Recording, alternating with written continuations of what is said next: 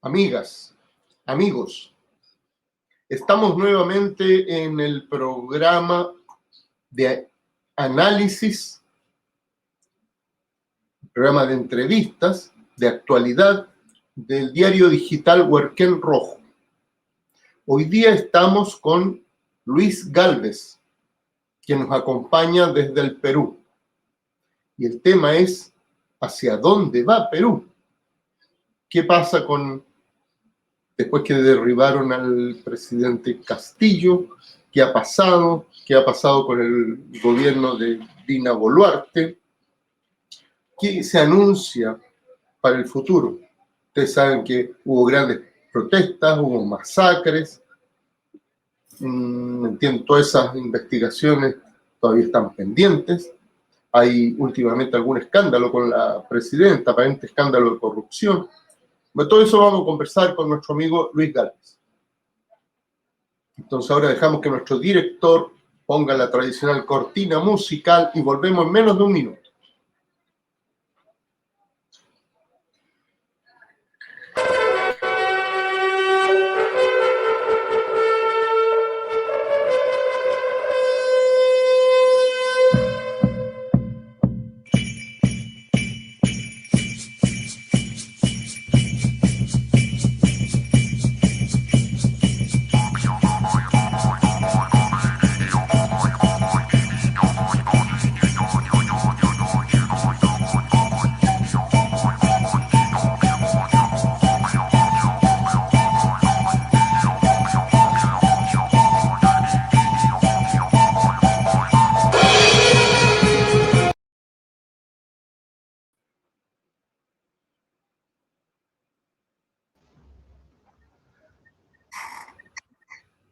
Hola Luis, ¿qué tal? Muchas gracias por acompañarnos en nuestro programa. Compañero, ¿qué tal? Buenas tardes, buenas noches para los compañeros allá en todo el mundo. Un fraternal saludo para la CWI, CIT. Muchas gracias. Como decía antes, Luis, o Lucho, nos acompaña desde Lima, Perú. Y el tema que nos convoca justamente es ¿hacia dónde va el Perú? ¿Cuál es la situación en Perú? Tenemos un gobierno más o menos de facto, y hubo grandes protestas después de la caída de Pedro Castillo. Hubo masacres en algunos lugares. ¿Qué pasó con todo eso? Sí, mira, para resumir un poco la primera parte de tu pregunta, ¿no? Podríamos decir que estamos de repente viviendo la última etapa de una dictadura, como tal vez la vivió Perú en su momento en el final de 98, 99, la caída de Fujimori, ¿no? Pero como ese gobierno cayó, no solamente fue por acción espontánea, sino también fue por acción de las masas y también de, digamos, los cuadros, ¿no? Los partidos políticos de izquierda y centro-izquierda en ese momento, ¿no? Lo que se está viendo ahora con Dina Boluarte es de que hay múltiples denuncias.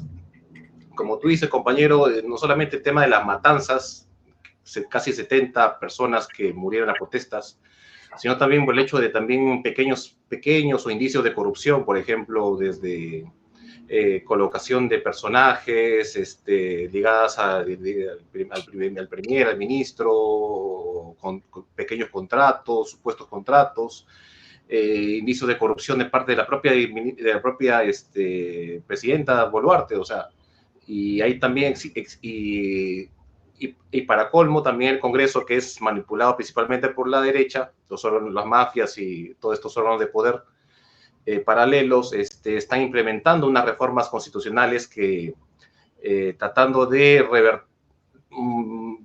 llevarnos a una especie de neoliberalismo, ¿no? Lo que no pudieron ganar en las urnas lo están haciendo por decretos. Entiendo. A ver, una cosa que hay dos hechos que me llamaron la atención, que pueden parecer más o menos anecdóticos, pero probablemente señalan la punta del iceberg de corrupción, que por lo demás en Perú ha sido muy recurrente, como en toda América Latina, por lo menos.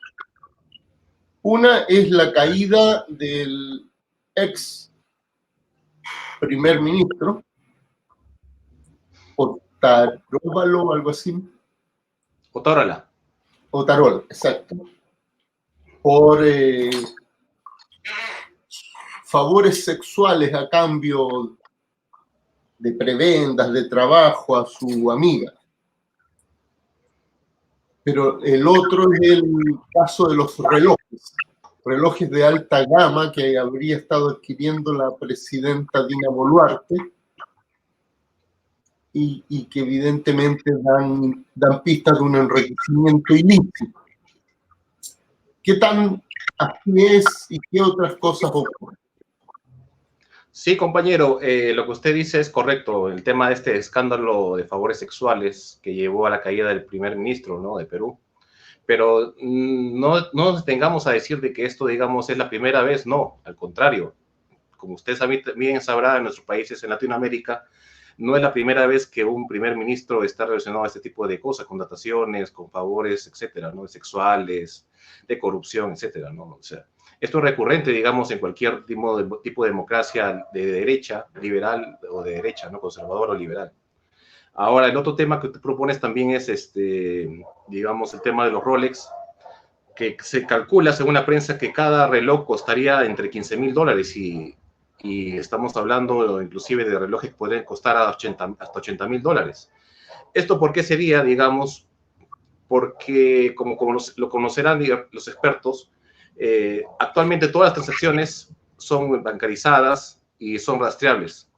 Por eso es que los corruptos prefieren recibir de repente prebendas, ya sean regalos de ese tipo, de repente a través de testaferros para obtener, digamos, predios, etcétera, ¿no? Predios a través de otra persona, ¿no?, para no ser rastreables.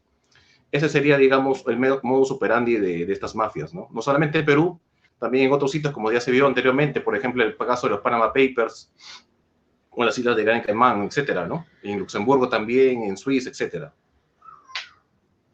Okay. ¿Y esto ha tenido algún impacto en la opinión pública peruana o pasa desapercibido? Digamos, para la gran población sabe de que todo gobernante, toda persona que está en el poder es corrupta casi de por sí. Pero digamos, para, digamos, la mayoría, que es la población, digamos, conservadora en Perú, digamos, ¿no?, de este conservadurismo que existe en Perú, digamos, este escándalo de favores sexuales, sí les ha caído digamos, muy a pelo, y digamos, por eso también ha sido la caída de este señor, ¿no? Porque en realidad este señor Otárola tenía el favoritismo de la derecha, digamos, que gobierna actualmente el Perú, pero justamente por este escandalete es lo que originó su caída, ¿no? ¿Y quién le reemplazó? ¿Qué características tiene? El nuevo premier, digamos, el que ha sido puesto, es también de similares características. Vino sirvió a un gobierno, digamos, del Ollanta, pero que también, al igual que Otárola, se pasó de bando y actualmente está con la derecha, ¿no?, más rancia de Perú, que vendría a ser el fujimorismo, ¿no? Es Adrián Sen, el primer ministro, ¿no? Y eso es muy habitual, entiendo, en Perú, que pasen de un bando a otro buscando el sol que mejor calienta, lo que habla de Sí, una carta política sin convicciones. sí, sí, sí. Justo también como conversamos también en algún momento, mi querido amigo, digamos, estas izquierdas también que se presentan a nivel Latinoamérica en nuestros países, ¿no?, que al final coquetean o son sirvientes, soportes de la derecha, ¿no?, digamos, del status quo, de los gobiernos, del sistema, mejor dicho, capitalista, ¿no? Tanto la izquierda como la derecha sirven de esas patas para que soporten este sistema, ¿no? Y es justamente lo que nosotros debemos de tratar de entender para tratar de derribar. Nosotros, como, digamos, como socialistas, inclusive mucho más, estamos contra el sistema capitalista. Ese es, digamos, nuestro, como tal, ¿no? Ese es nuestro fin, el acabar con este sistema, este modelo que rige en otros países, ¿no? Ahora, para eso se necesita no solo que el gobierno lo haga mal, que haya corrupción, que esté deslegitimado, porque en casi todos los países de América Latina más o menos eso se cumple. La cuestión es que se necesita una fuerza política de trabajadores, obrera, popular, que tenga la capacidad creíble de proponer una salida. ¿Qué ocurre con eso en el Perú? Bueno, yo estimo que a partir de estos últimos movimientos un poco ha despertado digamos, la población trabajadora de Perú, que se sintió reprimida por las matanzas. Como te comentaba, casi 70 personas murieron a lo largo del país, ¿no? Y eso fue por obra del mismo Estado. Y el mismo Estado, digamos, a través de sus órganos de represión, que es la policía y los militares, ¿no? Estos casos todavía no han sido terminados de ser judicializados, todavía están en investigaciones, en procesos que están demorando demasiado tiempo. Inclusive ya se han sido llevados a las cortes internacionales, a la ONU, a la Corte Internacional de Justicia, etcétera, ¿no? Corte Penal Internacional. Y creo que también desde ahí están viniendo un poco inclusive los órganos internacionales también se escandalizan al ver, es demasiado la cantidad de muertos, ¿no? Por eso es que también están pendientes del accionar de este gobierno, ¿no? Yo creo que por todos lados, si se sigue agitando y se sigue llevando, digamos, la protesta como se está llevando, tarde o temprano tiene que caer este gobierno, ¿no? Porque ha sido demasiado, no solamente para los intereses del pueblo, sino también por los derechos humanos que también tienen los ciudadanos, ¿no? Y la segunda parte de la pregunta, que era, a ver, lo que yo veo desde lejos, desde fuera, hubo un momento en que masas, sobre todo el interior, se levantaron a protestar, viajaron a Lima más de una vez. Fueron esos los momentos de las grandes represiones y masacres. Después pareciera que el Perú entró en un cierto reflujo de estos movimientos de masa. Y estos movimientos además estaban muy vinculados con los partidarios del presidente Pedro Castillo. Entonces, ¿hay algún desarrollo de algún tipo de movimiento político que represente, si no una alternativa, al menos el enojo, la ira masiva, o no ha ocurrido eso? Y segundo, ¿cuál es la situación carcelaria procesal de Pedro Castillo? Porque también es demasiado tiempo para que no se sepa qué pasa con él. Sí, puntualmente con el tema de Pedro Castillo, te diría de que él está siendo procesado por 2 o 3 delitos, ¿no? Digamos, el tema de corrupción, digamos, puntual por personajes llegados a él en el Ministerio de Transportes y otros ministerios, ¿no? Vivienda también. El segundo, este tema parece que va a caer, pareciera que se va a caer porque digamos que no hay una ligación, inclusive los supuestos testigos están dando marcha atrás y todo esto. Esto para mí, como te digo, va a caer. El segundo tema es el tema del golpe de Estado que se dio, ¿no? Ahí también hay una controversia porque puntualmente se dice de que el señor, su defensa lo que alega es de que nunca se dio el golpe, nunca fue un intento de golpe, nunca hubo un levantamiento, mejor dicho, porque nunca sacó a los militares, etcétera, ¿no? Entonces hay una controversia, hay abogados también de Argentina que se han llevado para defender su caso. Eso también se va a quedar en una especie de, con la justicia, el proceder de la justicia en nuestros países, por lo menos 1 o 2 años hasta que se debata, ¿no? De repente, al final lo que declaren es que sí, no fue un golpe como tal, pero sí fue un intento, o una intentona, ¿no? Entonces es un tema más de abogados, más precisamente que ellos, ¿no? Y digamos, ¿no? ¿Qué movimientos, tu consulta es, qué movimientos o partidos están formándose a partir de todo este proceso? Yo te diría que sí existen movimientos que ya están despertando. Por ejemplo, el día de ayer hubo una marcha multitudinaria por el tema de la defensa del agua. ¿Qué pasa? De que, como te comentaba, el Congreso y la derecha, los grupos de poder están tratando de privatizar, hacer estas reformas neoliberales para privatizar el tema del agua. no como un derecho como lo tenemos plasmado en nuestra Constitución, sino como un servicio como digamos podría ser la luz, el teléfono, etcétera, ¿no? Entonces al final eso es comerciable y privatizable. Se vende al mejor postor, digamos, ¿no? Un inversor de Estados Unidos, como pasó, por ejemplo, la Bechtel en Bolivia, ¿no? Entonces, eso está llevando al enojo, porque no solamente es el agua que se comercializa, digamos, en nuestras viviendas, sino es también desde los...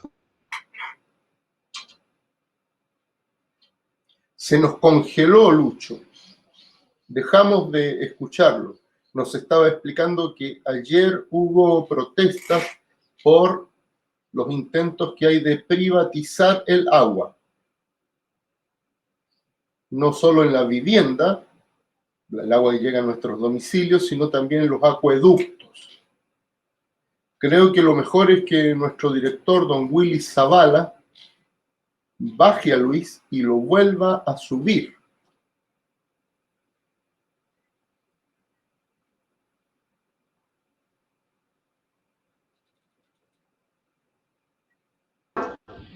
Tuvo problemas con su internet, Patricio.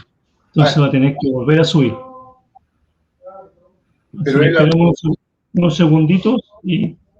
Bien, hay que llamarlo e intentar avisarle, pero... Bueno, cuenta. Porque él se va a ver solo en la plataforma. Hay que decirle que baje y suba de nuevo. Y entre tanto les ruego que nos disculpen. Luis. Aló. Patricio. Ahora entraste de nuevo. Que te caíste de pronto.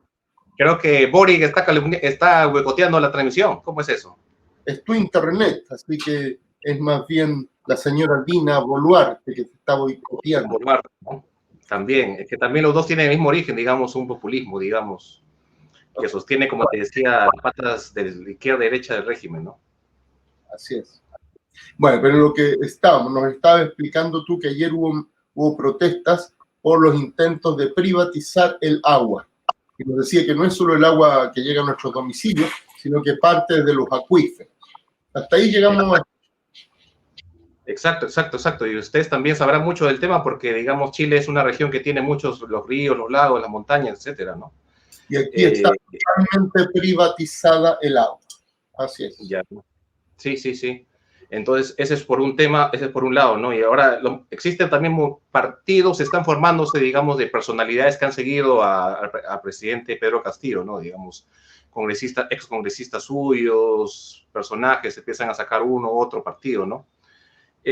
Nuestra parte también que estamos propulsando, por nuestra parte, un partido político que sea diferente, claro está, al pensamiento que se tiene actualmente, como te comentaba, ¿no? De clásica izquierda, que sirva al grupo, digamos, a los regímenes, ¿no? Que han servido a los regímenes a lo largo de Latinoamérica, ¿no?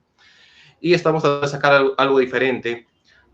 Ahora hablando de, como te decía, también movimientos están saliendo, están las protestas, las marchas nuevamente, ¿no?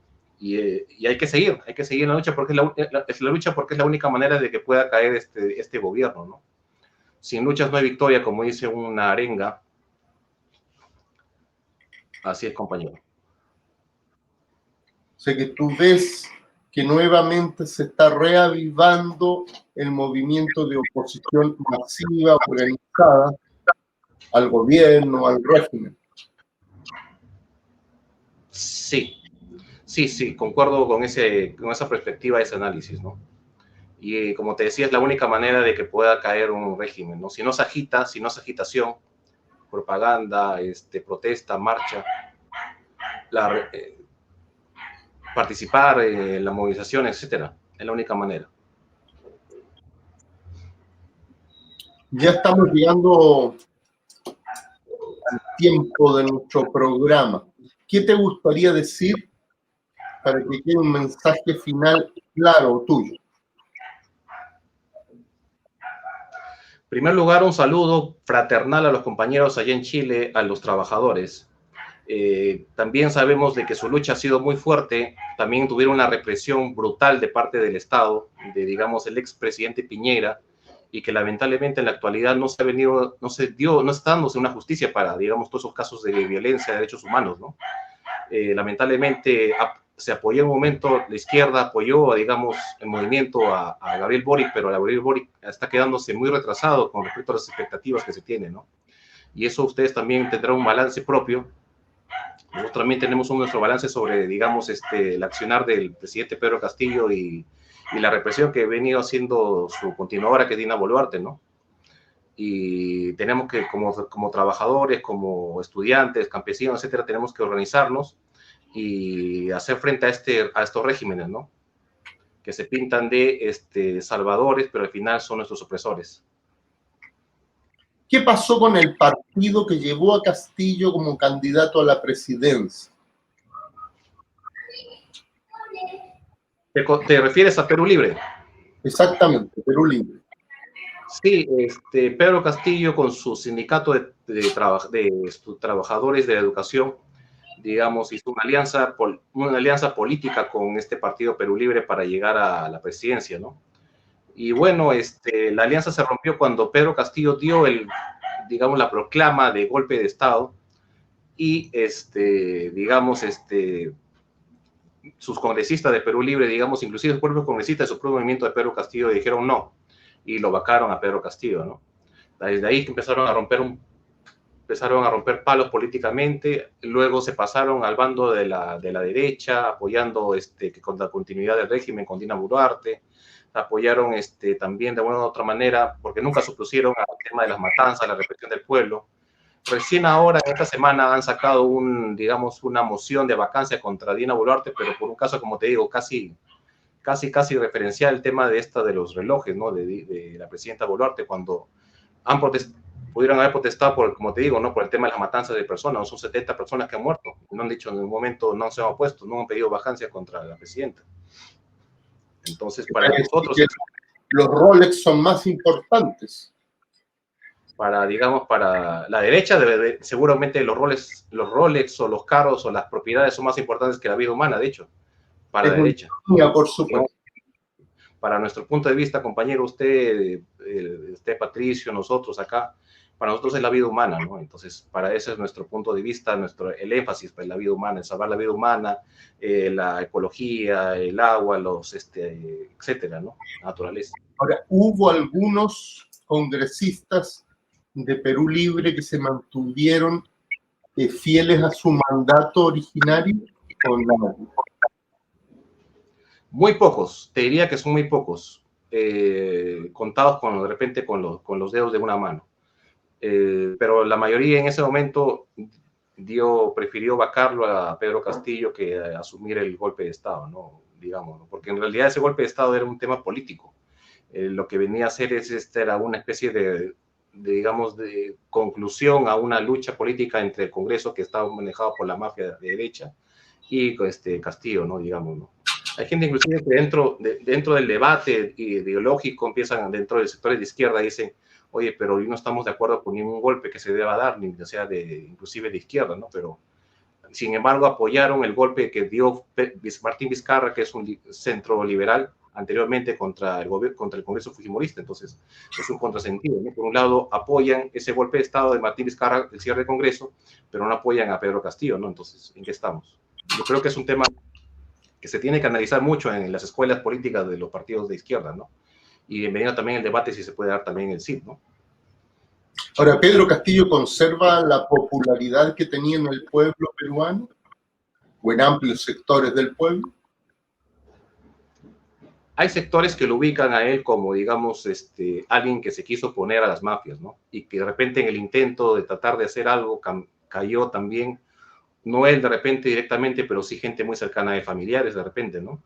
Se le acusaba por su principal temor fue que acusaron a su hijastra, ¿no? De que estaba involucrada digamos, coludida con una empresa que estaba dando saneamiento de agua, etcétera, en una región, ¿no? Alejada de Cajamarca, ¿no? Entonces, al ver la posibilidad de que ella pudiera ser llevada a la cárcel, de ahí es donde se especula, ¿no? Que se podría haber sido un motor para cerrar el Congreso en ese momento, ¿no? ¿Por qué no lo hizo antes o por qué no se levantó antes, ¿no? Fue muy pasivo, digamos, Pedro Castillo. De repente nunca asistió a una escuela de cuadros de un partido de izquierda donde se podría haber dado una batalla política contra la derecha, ¿no? Por eso que también es una manera de balance. Debería ser que digamos que los cuadros que participen, digamos, en este tipo de espacios sean formados políticamente también, ¿no? Porque no solamente es hacer propaganda, llegar a una elección, ganar una elección, sino también luego qué haces con el poder, ¿no? Tienes que seguir, siempre haber una especie de lucha de clases, lo que llamamos lucha de clases, ¿no? Okay. Bueno, Lucho, te deseamos la mejor de las suertes en tu lucha, en tus empeños por levantar una alternativa política del pueblo trabajador peruano. Y ha sido muy esclarecedor con muchas cosas que nos has dicho. Muchas gracias y nos encontraremos nuevamente en un próximo programa, espero. Un saludo a ustedes, compañeros, y sigan en la brega. Saludos. Adelante.